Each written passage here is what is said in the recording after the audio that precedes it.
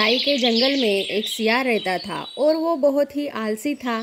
छोटे मोटे आसान शिकार चूहे, खरगोश जैसे जानवर खाया करता था। आलसी था पर उतना ही चालाक और दिमाग से शातिर था। वो हर वक्त यही दिमाग लगाता था कि कहीं से कोई आसान शिकार मिल जाए, उसको खाऊं और सो जाऊं। एक दिन सियार उसी सोच में डूबा। झाड़ी में चूहे की टोली को देख के लाल टपकाता है और इधर चूहों का सरदार और चूहे उछल कूद कर रहे थे। तभी सियार ने अपने जुगाड़ू दिमाग से सोचा और एक तरकीब लगाई। जब चूहे वहां से जाने लगे तब सियार ने दबे पांव उनका पीछा किया। चूहे अपना खाना खा के सारे सरदार के पीछे पीछे अपनी गुफा में जाने लगे। सियार ने ये सब देख लिया और वहां से चला गया और अगली सुबह फिर उन चूहों के गुफा के पास आके एक टांग पर खड़ा हो गया, बिना हिले डुले और मुंह खुला करके। थोड़ी देर बाद सभी चूहे गुफा से बाहर खाना खाने के लिए निकले और सियार को इस मुद्रा में खड़ा देख चकित हो गए। तभी एक चूहे ने उसे पूछा, सियार चाचा, तुम एक टांग पर ऐसे क्यों खड़े हो? मूर्ख, क्या तुमने मेरे बारे में कभी सुना नहीं? मैं अगर मेरे चारों टांगे धरती पर टिका दूंगा तो धरती मेरा बोझ नहीं संभाल पाएगी और नष्ट हो जाएगी। मैं यहाँ तुम्हारे ही कल्याण के लिए एक टांग पर खड़ा हूँ। तभी वहाँ पे चूहों का सरदार और बाकी चूहे वापस आते हैं अपना खाना खाकर। सियार चाचा, हमें अपने बारे में कुछ बताओ। तुम यहाँ पे एक टांग पे क्यों खड़े हो, वो भी मुंह खुला करके? सियार ने झूठ कहा। मैंने सैकड़ों वर्ष से हिमालय पर्वत पर एक टांग पर खड़े होकर तपस्या की। तभी भगवान ने मेरे सामने प्रकट होकर कहा कि तुम्हारे तप से तुम्हारा भार इतना हो गया है कि मैं अगर चारों पैर धरती पर रखूं तो धरती अपनी जगह से हिल जाएगी और ब्रह्मांड में कहीं गुम हो जाएगी। धरती मेरी कृपा पार ही टिकी रहेगी। तभी से मैं एक टांग पर ही खड़ा हूँ। मैं नहीं चाहता कि मेरे कारण दूसरे जानवरों को तकलीफ उठानी पड़े। सियार चाचा, आपने अपना मुंह क्यों खोल रखा है? मेरा मुंह सिर्फ हवा खाने के लिए ही खुला रहता है।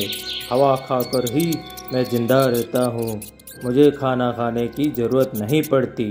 मेरे तप का बल हवा को ही मेरे पेट में अलग अलग प्रकार के पंच पकवानों में बदल देता है। इसलिए मुझे कुछ खाने की जरूरत नहीं पड़ती और इसलिए मेरा मुंह खुला रहता है। उसकी इस बात को सुनकर चूहों पर जबरदस्त असर पड़ा। अब सियार की तरफ से उनका डर दूर हो गया। ये देख के सियार दिल ही दिल में खूब हंसा। अब चूहे सियार से बिना डरे उसके सामने से खाना खाने या फिर घूमने जाते थे। अगले दिन जब सब चूहे खाना खाकर आ रहे होते हैं तब सबसे आखिर में जो चूहा रहता है उस पे सियार की नजर रहती है और वो अचानक चूहे के ऊपर झपट पड़ता है और उसे अपने पंजों में दबोच लेता है और बाकी सारे चूहे अपनी गुफा में चले जाते हैं और इधर सियार चूहे को चुपचाप से अपने मुंह में दबोचकर वहां से चला जाता है और एक अच्छी सी जगह देखकर आराम से चूहे को खा लेता है। ऐसा बहुत दिनों तक चलता है और धीरे धीरे से चूहे कम होने लगते हैं और यहाँ पे चूहों के सरदार को इतने चूहे कैसे गायब हो रहे हैं इसकी चिंता हो रही होती है और वो सियार चाचा से इसका हल पूछने जाता है। सियार चाचा, मुझे एक बात बताओ।